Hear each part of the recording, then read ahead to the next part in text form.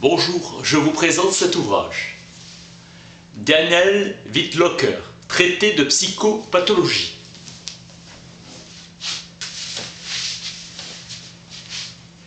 C'est la totalité de la vie psychique de l'individu qui demeure l'objet de la psychopathologie et c'est cette totalité que les modèles tentent de décrire. Approche spécifiquement psychologique dans le cadre de la psychiatrie. Domaine de la pathologie mentale, champ d'observation hétérogène. Le principe unificateur de la démarche clinique tient à sa finalité pratique, le soin au patient. Développer une sémiologie adaptable à la compréhension du destin individuel. Deux objectifs, étudier le normal à partir du pathologique et le pathologique à partir du normal. Toute conduite normale dépend d'une causalité matérielle liée à un état du système nerveux et une causalité informative liée aux signaux de la réponse comportementale. L'appréciation du pathologique se mesure en fonction des différences sociales. Certaines formes de désorganisation de la personnalité altèrent la capacité de l'individu à répondre à ces normes. Une conduite en accord avec les normes sociales se fond dans l'univers des relations interpersonnelles et sociales. Quand Guilhem distingue le concept d'anomalie de celui d'anormalité, l'anomalie se laisse voir et se dégage de l'ensemble. La normalité se réfère à la norme, ce concept étant relatif. Ambition de donner une explication d'ensemble des anomalies mentales. Volonté de prendre en compte la totalité des troubles mentaux. Hay se réfère à des maladies et non à des formes de conduite. Les mêmes troubles mentaux peuvent être modifiés par des médicaments, une psychothérapie ou un traitement comportemental. Pas la même explication dans chacun des cas. Jusqu'en 1860, la folie, l'aliénation mentale se conçoit comme une maladie unique, distincte par les désordres de la conduite. Avant 1914, notion de maladie mentale, le champ de la psychiatrie est occupé par un ensemble de troubles distincts. Pinel ordonne les divers aspects cliniques. Esquirol maintient le paradigme de Pinel, caractérisant par la faiblesse des facultés la démence. Georget reste dans la tradition, le cerveau siège de la pensée, si elle est lésée, le cerveau doit l'être. Comme les autres viscères, il peut être atteint directement. Bale sera dans la stricte orthodoxie de l'aliénation mentale. La tradition germanique, où la folie répond à une atteinte de l'âme devenue vulnérable du fait du péché originel. Conception religieuse de Henroth. La tradition toscane avec Carucci, qui distingue pazzia et passion. Pazzia et passion. Dichotomie rigoureuse entre le physique et le moral de l'homme. Jasper étudie la jalousie, réaction excessive à l'événement vécu, délire paranoïaque dont prévaut la jalousie. Localisation cérébrale vers 1880, intérêt pour l'histoire singulière du sujet, influence de la philosophie phénoménologique prenant en compte l'expérience vécue du patient. La construction théorique la plus achevée avec l'organodynamisme de Hay, déstructuration de la conscience et de la personnalité, le niveau le plus grave est l'état confusionnel. Aujourd'hui, le malade n'est plus entièrement réduit à sa maladie. Il est sujet de sa parole, auteur de ses comportements. La psychanalyse est passée de l'interrogatoire à l'entretien. Le dire est devenu objet d'investigation.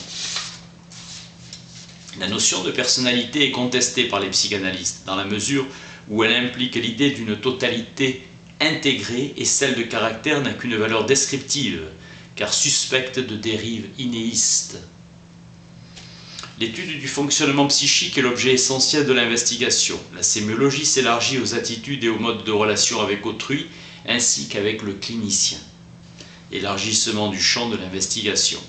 Les symptômes ne sont pas isolés, mais interprétés à partir de leur complémentarité. L'investigation psychanalytique ne recherche pas des signes. Elle explore des actes en saisissant leur surdétermination. L'étude des conduites concrètes du sujet au plus près du drame humain. Politzer. Tenir compte de sa probabilité d'occurrence selon l'âge, le sexe et le contexte socio-culturel. Les diagnostics actualisent dans l'esprit du clinicien toute une culture et toute une expérience.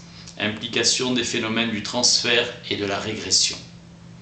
L'approche pathogénique, où un seul facteur causal doit pouvoir expliquer l'ensemble des aspects nosologiques, suivant le degré de gravité et d'intensité de ses effets. Le problème central est celui des critères de classification. Déterminer les composants d'un syndrome ou d'une maladie permet de mieux agir sur le plan thérapeutique et donc d'être mieux armé pour modifier le cours de la maladie. Si les critères sont vérifiés, cela prouve qu'ils ont de bonnes qualités de validité. La plupart des informations recueillies en clinique correspondent à une vue instantanée concernant le patient et son état. La formalisation s'impose comme une exigence essentielle. Une langue est constituée d'une expression et d'un contenu. Critique de Chomsky à l'égard de la linguistique, qui doit aussi expliquer. Claude Lévi-Strauss propose une philosophie de la connaissance ethnographique des peuples et une méthodologie philosophique de l'anthropologie. Il montre que les hommes, du plus sauvage au plus érudit, ont toujours pensé aussi bien. Seuls les contenus, et c'est en cela qu'ils sont négligeables, ont varié. Le génie formel de l'espèce demeure le même. La pensée sauvage instaure au plus près des faits un réseau de structures aussi rationnel que celui utilisé par un savant ou un historien. Exemple d'autorisation et d'interdiction du mariage par des règles qui organisent la circulation des femmes dans les sociétés archaïques. Foucault prend ses distances par rapport à l'ordre des raisons du structuralisme philosophique. La structure interne constitue une illusion et la discontinuité constitue la caractéristique fondamentale des systèmes de pensée. En mathématiques, il existe une hiérarchie des structures allant du simple au complexe et du général au particulier. L'intuition conserve son rôle fondamental, antérieur à tout raisonnement.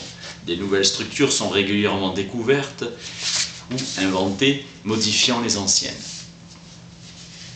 Il y a structure quand les éléments sont réunis en une totalité présentant certaines propriétés en tant que totalité. Buller a mis en évidence les caractères subjectifs de la structure. Il a montré que le jugement est un acte unificateur et la pensée comporte des degrés de complexité croissante. Dans l'intelligence adulte, la pensée est le miroir de la logique. Pour Piaget, les données de départ sont constituées par une coordination générale des actions, assimilation, processus selon lequel une conduite se reproduit activement et intègre de nouveaux objets. Piaget pose que la nature du réel est d'être en construction permanente. Dans le développement mental de l'enfant, les éléments cognitifs et sentiments affectifs sont inséparables, parallèles des structures intellectuelles et des niveaux de développement affectif. Le travail dialectique préconisé par Freud commence par un souci d'ajustement permanent entre les phénomènes considérés. Il existe chez tout sujet une polarité d'adaptation au réel active et une polarité de retrait intérieur assumée par des rêveries et la réalisation omnipotente des désirs. Freud place sous l'égide de l'activité défense du moi l'ensemble du processus névrotique. Le moi obéit à une véritable rationalité et son activité se modifie en fonction du développement de sa propre structure. Immaturité initiale, dépendance aux objets, complexe d'Oedipe, angoisse de castration, latence, constitution de surmoi et adaptation sociale. Pour Lacan, il y a deux concepts, l'inconscient et la castration. Dans l'inconscient se déploie une dynamique tournant autour du complexe d'Oedipe. Toute activité de pensée revient toujours à un détour vers l'accomplissement du désir. Le principe de plaisir et celui de réalité ne sont au fond qu'un seul désir. Il y a désir parce qu'il y a de l'inconscient s'affouant. Du langage qui échappe au sujet dans sa structure et ses effets, il y a toujours au niveau du langage quelque chose qui est au-delà de la conscience. Et c'est là que peut se situer la fonction du désir. Le désir du désir de l'autre, c'est-à-dire le désir d'être aimé. Sous l'égide de l'organisation du manque s'enchaînent des séquences interdépendantes, constituant des réseaux. Le travail de l'analyste consiste à réorganiser les séquences perverties afin de les rétablir par des faits de parole. La névrose est essentiellement conçue comme une chute de l'édifice fonctionnel qui caractérise l'individu par des fatigues, de l'agitation, gaspillage d'énergie. La fonction est altérée mais pas détruite. Si la diminution énergétique est faible, la névrose n'est pas grave. L'hystérie atteint la perception et la construction de la personnalité. Bergeret insiste à considérer le symptôme selon sa valeur relative et saisir la structure qui l'a produit. Il met en garde contre une précipitation diagnostique dangereuse. Le psychisme individuel se cristallise comme un cristal avec des lignes de clivage originales, métaphore de cristal tombé qui se brise en tombant mais pas de façon quelconque. Dans la structure psychotique, le mécanisme dominant est le déni qui porte sur une grande partie de la réalité. Les conduites psychiques des schizophrènes relèvent d'une extrême complexité. L'effet interne du traumatisme a une valeur en soi, dans l'état de déréliction qu'il entraîne chez le sujet. La seule appréciation du monde d'organisation mentale du sujet n'est pas suffisante pour permettre une stratégie thérapeutique adéquate. Désorganisation, régression. Dans la méthodologie projective, ni le Rorschach ni le TAT ne recèlent véritablement une théorie du fonctionnement mental, même si leurs auteurs respectifs en cultivaient une. Le Rorschach oblige à une concentration narcissique.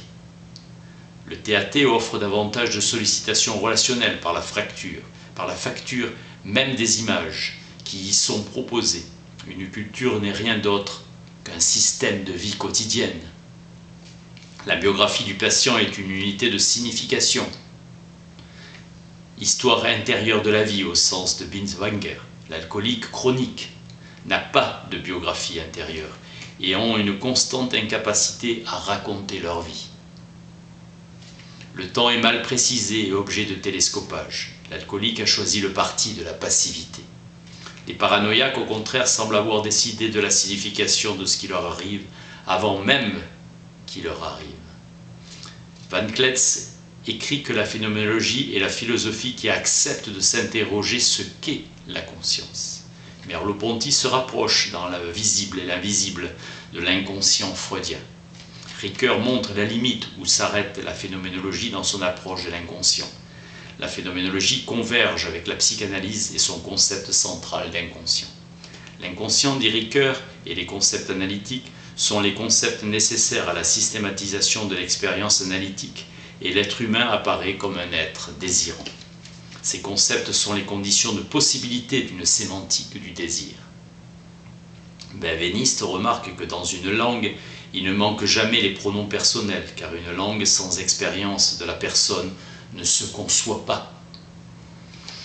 Omis dans les sociétés d'Extrême-Orient où une convention de politesse impose l'emploi de périphrases pour remplacer les références personnelles directes. Ces usages soulignent la valeur des formes évitées.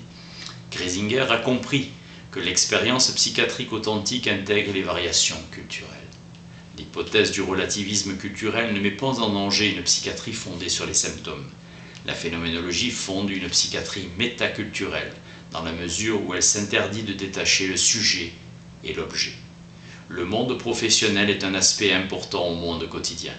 La culturalité de l'être humain est liée indissolublement à sa capacité de quotidienneté. Le psychotique utilise de façon non culturelle les items culturels isolés comme le violon en bois de chauffage. Échec à se constituer comme autre que soi, tout en restant soi, caractérise le psychotique. Thèse de Michel Henry, où la subjectivité comme pouvoir, ce je peux que je suis. Dans soi-même comme un autre, Ricoeur. Mais au premier plan, l'ambiguïté de l'identité humaine comme permanence dans le temps. Rien n'oblige le psychiatre à accepter la notion de subjectivité et celle corollaire de liberté. La raison est pour Wolfgang Plankenburg le degré d'autonomie. Admettre la subjectivité, c'est admettre la liberté de l'homme et rien n'oblige la liberté du psychiatre à reconnaître la liberté de son patient. À l'instar des autres sciences de la nature telles que la biologie, la psychanalyse repose sur une pratique de l'observation. L'indétermination des représentations fondamentales et des concepts est la condition du mouvement propre de théorisation. Observer ce qui est étranger à soi sans méconnaître ce qui appartient à soi en propre. Faire comprendre l'absolue étrangeté de la réalité de l'inconscient. La connaissance acquise par l'analyse personnelle est bien la base nécessaire à l'accès à la connaissance de l'autre.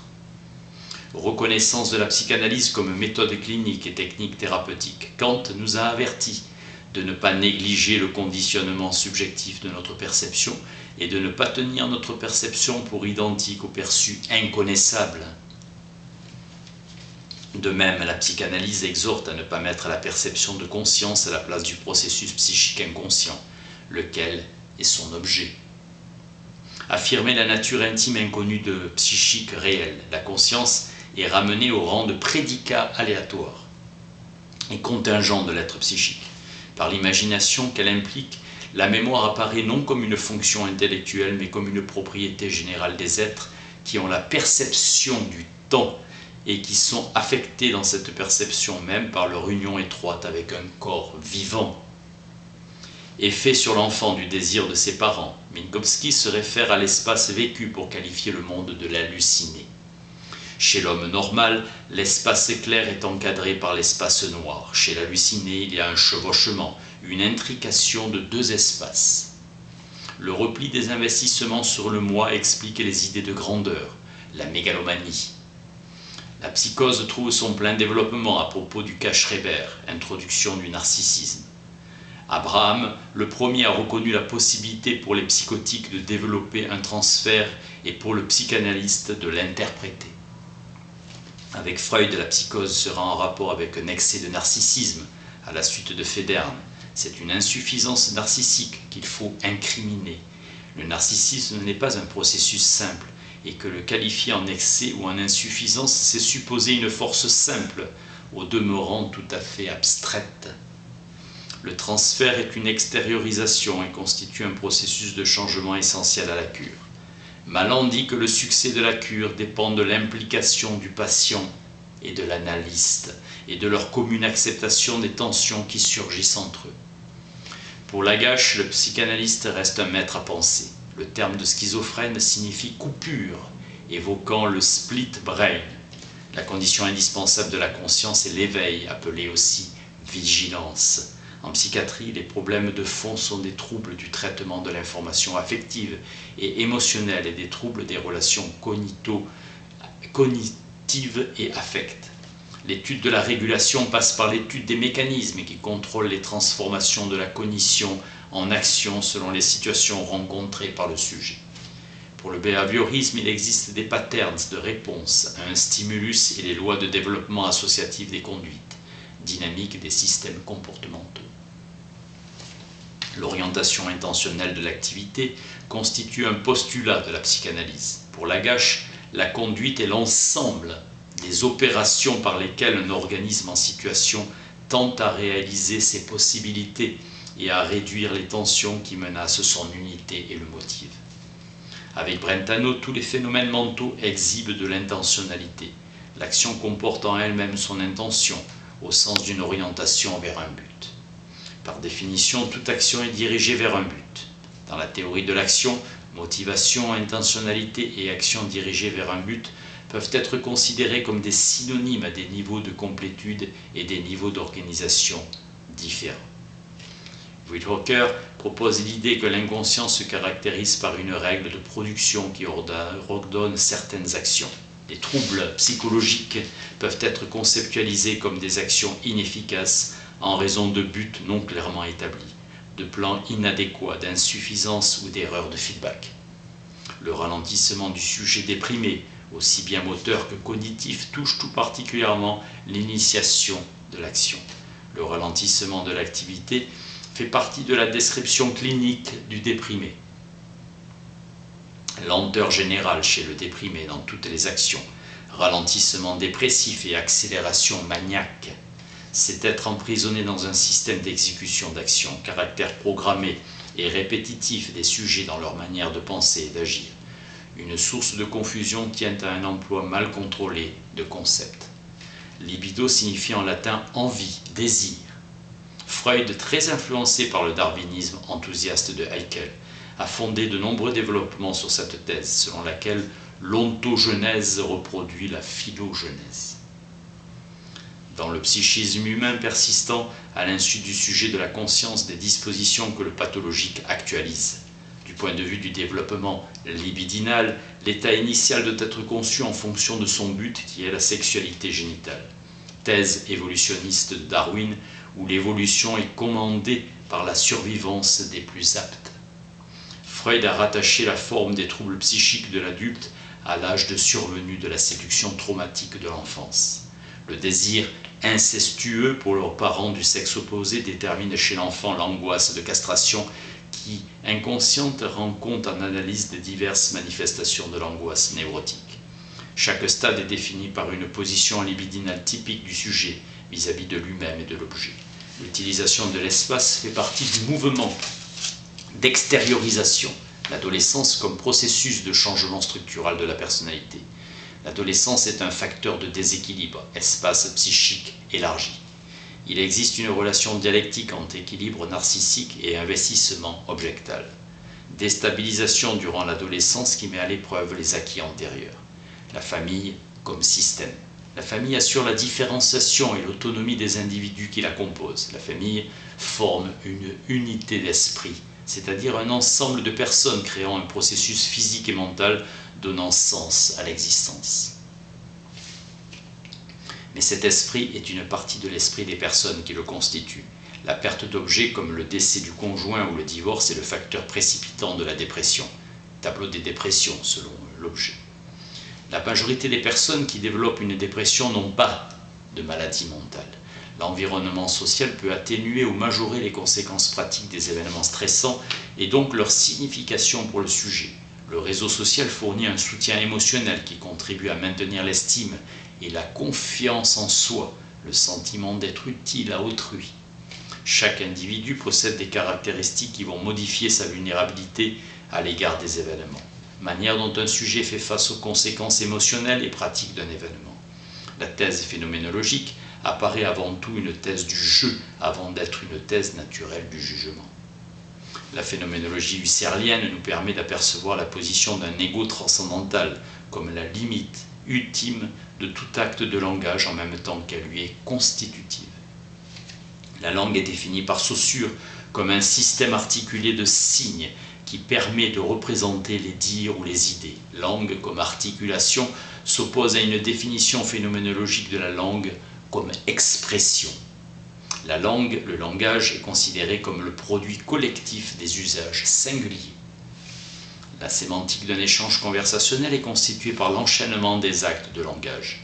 L'essentiel du sens d'un dialogue serait construit par la logique des états intentionnels que locuteurs et auditeurs s'imputent successivement et mutuellement à partir des données dont ils disposent sur la situation.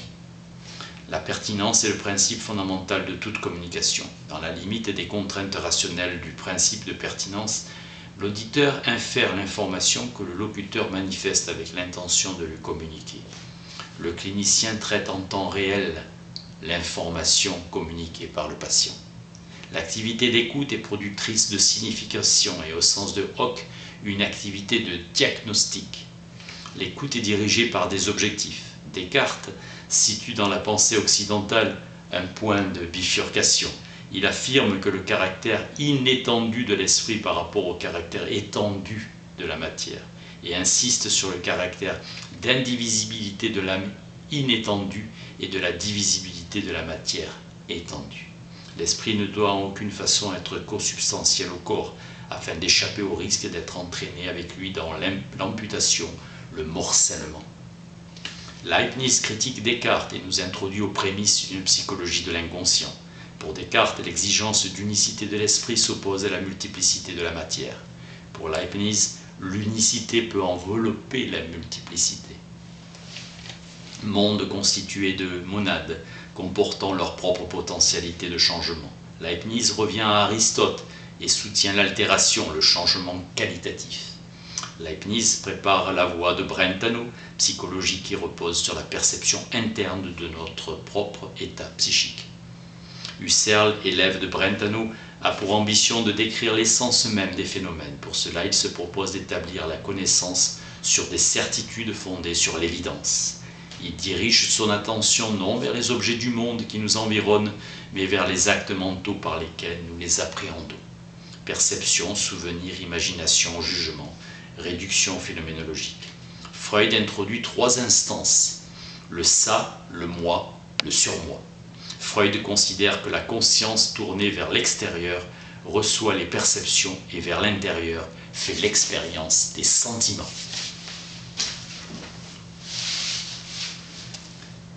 Daniel Wiedlorker, traité de psychopathologie. Merci.